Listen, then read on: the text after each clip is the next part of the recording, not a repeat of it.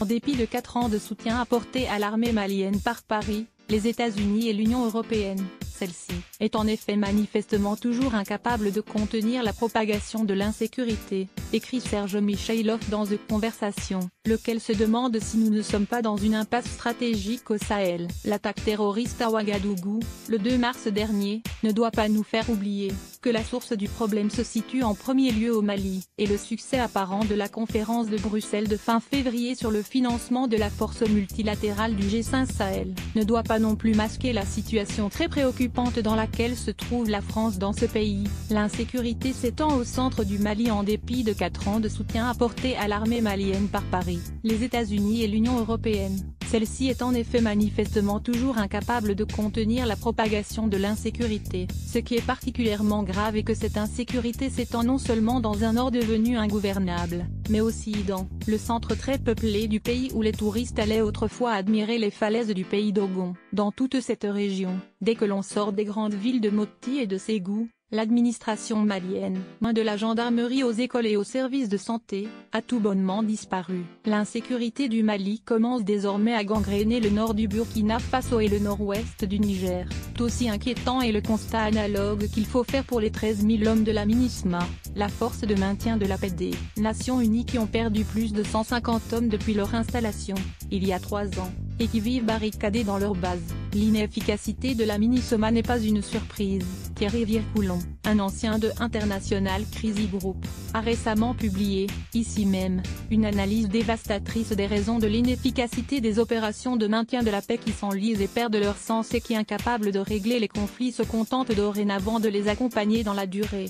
Des membres du MSA, à Menaka, Nord Mali, en mars 2018, un groupe armé qui combat les djihadistes. Droit d'auteur Stringer/AFP. L'inefficacité de l'armée malienne est plus inquiétante encore. Pourquoi cette armée qui a reçu formation, assistance technique et équipement ne parvient-elle pas à constituer une force crédible, alors que l'armée mauritanienne a repris le contrôle de son territoire, au point que les touristes y reprennent leurs excursions dans le désert?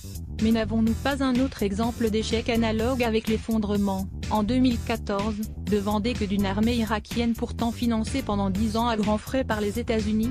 Des programmes d'appui européens aux services de sécurité inappropriés. En réalité, les appuis financés à grands frais par l'Union européenne, dont bénéficie tant l'armée malienne, ETM, que la gendarmerie et les autres services de sécurité, ECAP, ne peuvent avoir qu'une efficacité très limitée tant qu'ils hésitent à aborder les aspects politiques qu'implique toute réforme profonde d'une institution publique dans ces pays, qu'il s'agisse de l'armée, d'une banque de développement ou d'un ministère des Finances. Dans les pays dits fragiles comme le Mali, la plupart de ces institutions sont, en effet, la proie de réseaux clientélistes qui sont une grave source d'inefficacité. Toute réforme institutionnelle qui se limite à apporter de la formation, de l'assistance technique, des véhicules et des ordinateurs, sans renverser la table et remettre radicalement en cause ce modèle classique, passe ainsi à côté du problème. Il y a déjà un quart de siècle, l'économiste américain Elliot Berg dénonçait cette erreur classique dans Rethinking Technical Cooperation. Rappelons qu'Elliot Berg fut aussi l'auteur du fameux rapport sur le développement accéléré en Afrique au sud du Sahara qui,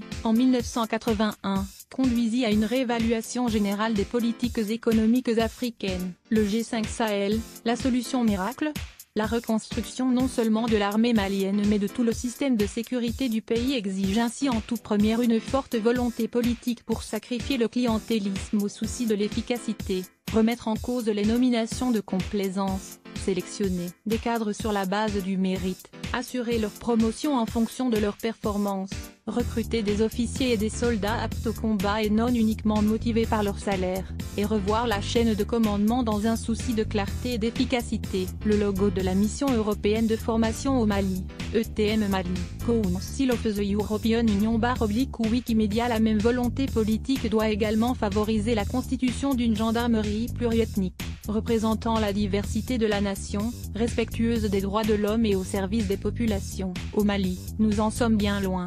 Sur les bases actuelles, les programmes européens ETM et ECAP peuvent ainsi se poursuivre encore 15 ans. Il est à craindre que les résultats restent marginaux. Alors, la force régionale du G5 est-elle la solution? Il faut ici raison garder, les pays du G5 ne disposent nullement de forces inemployées. Leurs bataillons sont soit sur les divers fronts à combattre les djihadistes, soit dans les contingents régionaux des forces de maintien de la paix des Nations Unies dont la MINUSMA au Mali et la MINUSCA en Centrafrique, il est permis de penser que leurs capacités de combat seront renforcées par Barkhane, mais même si leur présence permettra de mieux sécuriser les frontières, 5000 hommes de plus ne vont pas radicalement changer la donne sur le terrain. Le point le plus inquiétant reste l'effondrement progressif de l'appareil sécuritaire et administratif malien. Si OCAP échoue à faire